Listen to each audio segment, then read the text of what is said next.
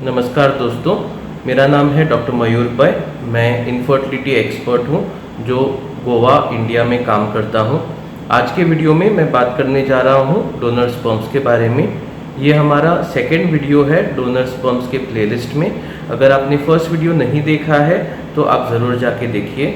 उसमें मैंने कवर किया है कि डोनर स्पर्म्स क्या रहते हैं, स्पर्म के डोनर्स को कैसे आइसोलेट करते हैं, चूज़ करते हैं, और उसके साथ साथ डोनर स्पर्म्स कहाँ से आते हैं। इस वाले वीडियो को आप एंड तक ज़रूर देखिए क्योंकि मैं कम्प्लीटली डोनर स्पर्म्स कैसे स्टोर किए जाते हैं और उनको डोनर आईयूआई में कैसे इस्तेमाल करते हैं वो मैं डिटेल में आपको दिखाऊंगा। साथ ही साथ डोनर स्पर्म्स अंडर माइक्रोस्कोप भी दिखाऊंगा जिसमें आप उनके स्पर्म काउंट और उनकी मोटिलिटी कितनी हाई होती है ये भी देख सकते हैं। तो आज के वीडियो की हम शुरुआत करते हैं। ज़्यादातर हम देखते हैं कि डोनर स्पर्म्स उन केसेस में इस्तेमाल करते हैं जहाँ पे फाइनेंशियल डिफ़िकल्टी होती है, यानी कि हस्बैंड को लो स्पर्म काउंट या लो स्पर्म मोटिलिटी या एस्टेनोजोस्पर्मिया जो बोलते हैं वो रहता है, या स्पर्म का आकार या मॉर्फोलॉजी बहुत बुरी रहती है जिसको हम टेरेटोजोस्पर्मिया कहते हैं। इन केसेस में नॉर्मली जब ये बहुत सीवियर रहता है तो हम आईयूआई जनरली नहीं रेकमेंड करते। ज़रूर अगर कपल की इच्छा है कि आईयूआई करके देखना है तो ज़रूर हम 2 से 3 आईयूआई करके देख सकते हैं, यानी कि we can give a trial of IUI. अगर उस आईयूआई में पेशेंट्स यानी कि कपल सक्सेसफुल होते हैं तो बहुत अच्छी बात है, पर इन केस ये सक्सेसफुल नहीं हो पाते तो IVF ICSI is the best way forward. IVF ICSI यानी कि intracytoplasmic sperm injection is the best method to treat low sperm parameters. यानी कि सोचिए अगर आपका काउंट लेस देन 10 मिलियन है या स्पर्म की मोटिलिटी बहुत कम है, 30% से कम है, या मॉर्फोलॉजी बहुत बुरी है यानी कि high number of abnormal sperms हैं, तो मैं सोचता हूँ कि ICSI is one of the best methods to go ahead. At the same time ये जानना भी बहुत ज़रूरी है कि आप ऐसे मत सोचिए कि एक ही आप ICSI साइकिल करते हैं और आपको प्रेगनेंसी आ जाती है, ऐसा बिल्कुल नहीं है। कई कबार अगर एक साइकिल में प्रेगनेंसी नहीं आती तो आपको ICSI यानी कि IVF ICSI रिपीट भी करना पड़ सकता है। रफली जिनके काउंट्स बहुत कम हैं या जिनकी मोटिलिटी बहुत ही बुरी है उनको ज़्यादा साइकिल्स लग सकते हैं प्रेगनेंसी के लिए। साथ ही साथ अगर हाई रिस्क फैक्टर्स हैं मर्द में, जैसे कि स्मोकिंग, ड्रिंकिंग अल्कोहल या ओबेसिटी या लॉन्ग स्टैंडिंग मैरिड लाइफ यानी कि बहुत साल हो गए उनके शादी के लिए और एक भी प्रेगनेंसी नहीं रुकी है, तो हम सोचते हैं कि उनको ज़्यादा टाइम लगेगा IVF ICSI में सक्सेस पाने के लिए। इसके साथ साथ आप ये भी सोचें कि आपका कॉस्ट भी विथ एवरी साइकिल बढ़ जाएगा, यानी कि अगर आप एक IVF ICSI के साइकिल को 1.5 लाख के आसपास अगर कैलकुलेट करते हैं, अगर 2 से 3 IVFs लगते हैं तो इजीली रफली 3 लाख से 5 लाख के बीच में आपको बजट चाहिए आगे बढ़ने के लिए। अगर कपल को लगता है कि 3 to 5 lakhs is quite a large amount आगे बढ़ने के लिए, तो मैं सोचता हूँ कि डोनर स्पर्म्स आईयूआई में बहुत इजीली यूज़ हो सकते हैं at a very very low cost and very affordable cost. IUI with donor sperms has a higher fertility, यानी कि आपके सक्सेस की संभावना ज़्यादा रहती है as compared to IUI with husband's own sperms. मैं वापस रिपीट करूँगा, आईयूआई जब आप डोनर स्पर्म्स के साथ करते हैं एट एन एवरेज ज़्यादा चांस रहता है कि आपको प्रेगनेंसी मिले as compared to IUI using husband sperms. जो मैं कह रहा हूँ बहुत सारे स्टडीज़ ने प्रूव किया है और ये टाइम टेस्टेड है, यानी कि ऐसे बहुत सारे केसेस वर्ल्ड वाइड स्टडी किए गए हैं जिसमें ये सब जो मैंने बोला है प्रूव किया गया है। ऐसा क्यों रहता है? ये बहुत ही सिंपल है। आप मेरे फर्स्ट वीडियो में एकदम डिटेल में देख सकते हैं कि डोनर स्पर्म्स को यानी कि स्पर्म डोनर को सिलेक्ट करने के पहले स्पर्म बैंक बहुत सारे टेस्ट करती है और बहुत डिटेल में इन स्पर्म्स को परखा जाता है। ओनली हाईएस्ट क्वालिटी स्पर्म्स को यानी कि हाईएस्ट क्वालिटी स्पर्म डोनर को सिलेक्ट किया जाता है और तभी ही स्पर्म बैंक इन स्पर्म्स को लेके कपल्स को डिस्ट्रीब्यूट कर सकती है। ये बहुत ही इम्पॉर्टेंट चीज़ है।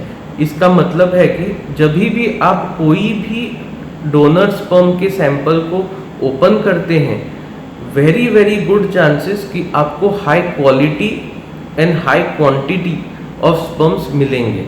तो ज़्यादातर हम देखेंगे कि जब भी हम डोनर स्पर्म्स का सैंपल खोलते हैं, हमें बहुत हाई काउंट मिलता है, that is at least more than 50 million. इसका मतलब ये भी है कि 60 मिलियन भी रहता है, कभी कभी 80 मिलियन भी रहता है, और हाई मोटिलिटी भी रहती है, यानी कि कम से कम 50% के ऊपर रैपिड लीनियर मोटिलिटी रहती है। ये 80% तक भी जा सकती है। तो आप ये सोच सकते हैं कितना स्ट्रॉन्ग होता है डोनर स्पर्म। साथ ही साथ द मेन फैक्टर इज कि इन स्पर्म्स की मॉर्फोलॉजी बहुत स्ट्रॉन्ग रहती है, यानी कि इन स्पर्म्स का आकार बहुत ही अच्छा रहता है। इसका मतलब अबनॉर्मल स्पर्म्स यानी कि स्पर्म्स जो अपाहिज हैं, ऐसे वाले स्पर्म्स आपको बहुत ही कम मिलेंगे डोनर स्पर्म सैंपल के अंदर। इन कई कारणों की वजह से डोनर स्पर्म्स अच्छे फर्टिलिटीज देते हैं, यानी कि अच्छे सक्सेसेस देते हैं। अभी मैं बात करने जा रहा हूँ IVF के बारे में, और IVF में कब डोनर स्पर्म डलता है। जनरली IVF में हम डोनर स्पर्म्स तभी इस्तेमाल करते हैं जब कपल्स रिक्वेस्ट करते हैं। ये जनरली वो कपल्स रहते हैं जिन्होंने सेवरल फेल्ड IVFs किए हैं, यानी कि IVF बहुत सारे करने के बाद कपल को रियलाइज़ हुआ है कि डोनर स्पर्म दिया तो शायद उनका चांसेस ऑफ सक्सेस बढ़ जाएगा। यूँ तो IVF में हस्बैंड स्पर्म्स ज़्यादा से ज़्यादा 90% ऑफ द टाइम डलता है, पर क्योंकि हम बहुत सारे फेल्ड IVF पेशेंट्स को ट्रीट करते हैं, हम कभी कभार डोनर स्पर्म्स IVF में भी इस्तेमाल करते हैं अगर कपल रिक्वेस्ट करता है तो। मेनली जब IVF में डोनर स्पर्म्स डलते हैं और अगर eight the same time ladies के अंडे बहुत हाई क्वालिटी के हैं, तो हमें वेरी हाई क्वालिटी एम्ब्रियोस मिलते हैं जिनमें बहुत हाई एबिलिटी इम्प्लांटेशन की रहती है। इसका मतलब है कि IVF में, यानी कि जब फेल्ड IVF रहता है, तब कपल्स को चाहिए कि एटलीस्ट उनका एम्ब्रियो जो हम उनके पेट में डालेंगे हर बार बहुत हाई क्वालिटी का रहे। ऐसे एम्ब्रियोस हाई क्वालिटी अंडे और हाई क्वालिटी स्पर्म्स के साथ ही बनते हैं, जो बहुत ही A ग्रेड यानी कि हाई ग्रेड के कहलाते हैं।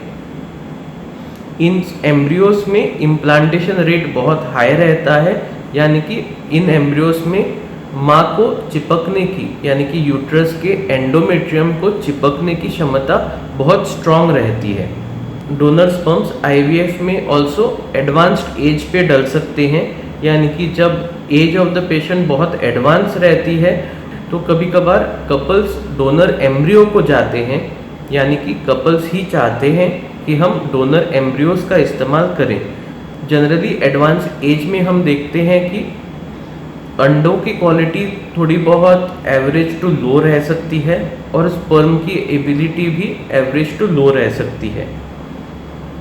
इन केस कपल के काउंसलिंग के दौरान अगर उन्हें मल्टीपल अटेम्प्ट्स अवॉइड करने हैं, maybe due to financial reasons, तो जनरली वो चाहते हैं कि उनका जो एम्ब्रियो रहे, यानी कि एम्ब्रियो की क्वालिटी रहे, वो ज़्यादा से ज़्यादा हो। तो at an advanced age couples generally नहीं चाहते कि उनका IVF फेल हो, और ज़्यादा से ज़्यादा हाईली एजुकेटेड कपल्स चाहते हैं कि उनके बच्चे की जेनेटिक्स बहुत स्ट्रॉन्ग रहे। तो जब भी ये कपल्स डोनर एम्ब्रियो IVF को जाते हैं, यानी कि donor eggs plus donor sperms वाले IVF को जाते हैं, तो ज़्यादा से ज़्यादा उनको बहुत हाई क्वालिटी एम्ब्रियोस मिलते हैं।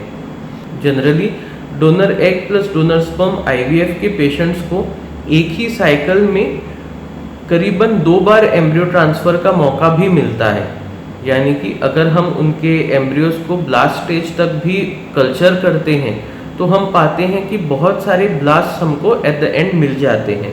इनमें से थोड़े ब्लास्ट हम उनको at the first embryo transfer दे सकते हैं और थोड़े ब्लास्ट को हम फ्रीज भी कर सकते हैं, ताकि अगर द फर्स्ट साइकिल अगर फेल हो जाता है तो सेकंड साइकिल में उनको अच्छे सक्सेस मिल सकते हैं।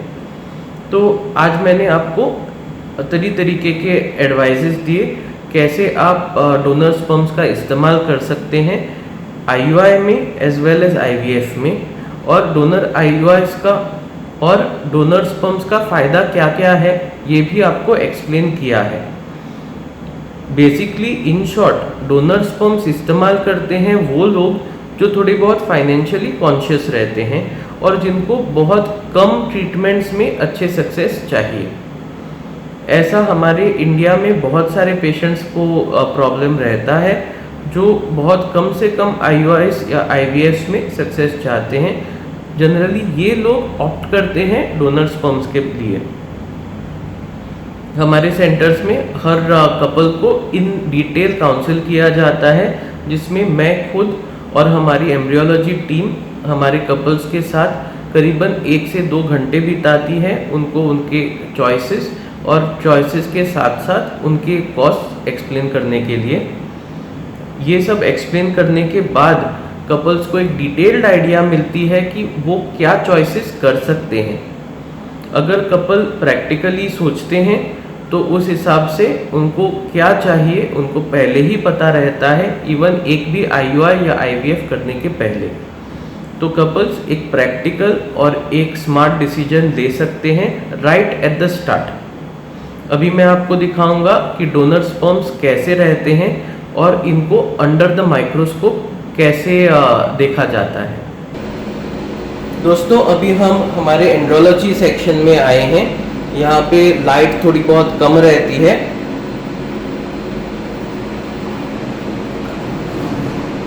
डोनर स्पर्म सैंपल ऐसे छोटे से कंटेनर्स में पाया जाता है। इसको हम क्रायो वायल कहते हैं। ये एक स्पेशल प्लास्टिक से बना हुआ वायल रहता है, यानी कि शीशी रहती है, जिसको हम -200 डिग्रीज तक भी डिप कर सकते हैं। यानी कि नॉर्मल प्लास्टिक को अगर आप -200 पर स्टोर करते हैं तो आपको पता चलेगा कि वो प्लास्टिक क्रैक होता है या ब्रेक होता है। ये प्लास्टिक ऐसे क्वालिटी का रहता है कि ये -200 डिग्रीज तक भी टेम्परेचर सह सकता है। तो इसके अंदर आप देख सकते हैं कि डोनर स्पर्म ऑलरेडी मौजूद है। जब इसको हम क्रायो टैंक से निकालते हैं तो ये आइस फॉर्म में रहता है, यानी कि आइस के क्रिस्टल फॉर्म में रहता है। इसको हम अपने हीटर के अंदर डालते हैं जो बॉडी टेम्परेचर तक इसको धीरे से लेके आता है। ये हीटिंग प्रोसेस बहुत स्लोली होना चाहिए, जो ऐसे हीटर्स अच्छे से करते हैं। ये इसीलिए ताकि थॉइंग प्रोसेस यानी कि आइस से पानी बनाने के टाइम पे इन स्पर्म्स को कोई डैमेज ना हो। जितने हाई क्वालिटी के स्पर्म्स रहेंगे इसके अंदर उतना अच्छा रिजल्ट आएगा हमारे पेशेंट्स को। तो आई होप आपको ये सब समझ में आया। जनरली इस पे नंबर्स रहते हैं जो मैं आपको नहीं दिखा रहा हूँ for privacy of my patients. इसके अंदर जो सैंपल रहता है ये ऑलरेडी प्रोसेस्ड रहता है, यानी कि it is ready to be loaded into the IUI cannula and directly inseminated into the patients. However, थोड़े रेयर केसेस में हम इसको प्रोसेस करते हैं। हम हमारे सेंटर में हर IVF के केस में इसको रिपीट प्रोसेस करते हैं और उसे IVF के मेडिसिन में इंटीग्रेट करते हैं। वेरेज इन IUI हम इसको डायरेक्टली इंसेमिनेट करते हैं क्योंकि ये ऑलरेडी मेडिसिन के साथ प्रोसेस्ड रहता है। अभी आप देख सकते हैं आपके स्क्रीन पे कि मैंने IUI कैन्युला रेडी किया है यहाँ पे, और हमारे हीटर में जो स्पर्म सैंपल है वो ऑलरेडी रेडी है और उसका ढक्कन हमने खोला है। ज़्यादा से ज़्यादा हम इन स्पर्म सैंपल्स को हीटर के अंदर ही रखना पसंद करते हैं।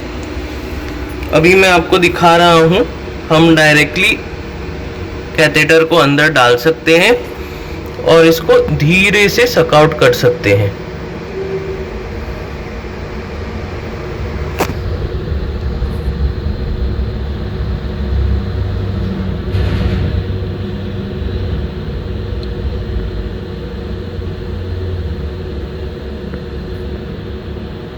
ऑलराइट, तो आप देख सकते हैं हमने इस पूरे सैंपल को इसके अंदर लोड किया है। ये एक प्रोसेस स्पर्म सैंपल है और सीमेन नहीं है, यानी कि जो हम IUI वीडियोस में दिखाते हैं कि हमने कैसे इन स्पर्म्स को तैयार किया है, ये इसके साथ ऑलरेडी किया गया है ART बैंक के अंदर, यानी कि स्पर्म बैंक इसको रेडी बना के ही देते हैं। जनरली हम जब मेडिसिन यूज़ करते हैं हमारे, यानी कि IUI स्पर्म वॉश वगैरह, तो उसके अंदर पिंक कलर का इंडिकेटर सब्सटेंस रहता है जो इसके अंदर मौजूद नहीं है, इसलिए ये आपको येलोइश लगेगा, पर ये सीमेन नहीं है, ये डायरेक्टली वॉश स्पर्म सैंपल है। ठीक है, आई होप आज का वीडियो आपको पसंद आएगा और आप लाइक करना ना भूलें। अगर कोई क्वेश्चंस है आज के वीडियो के बारे में या IUI या डोनर स्पर्म्स के बारे में, ज़रूर मुझे कमेंट सेक्शन में पूछिए। Have a safe new year celebration and I wish you and all my friends a happy new year 2021. Bye.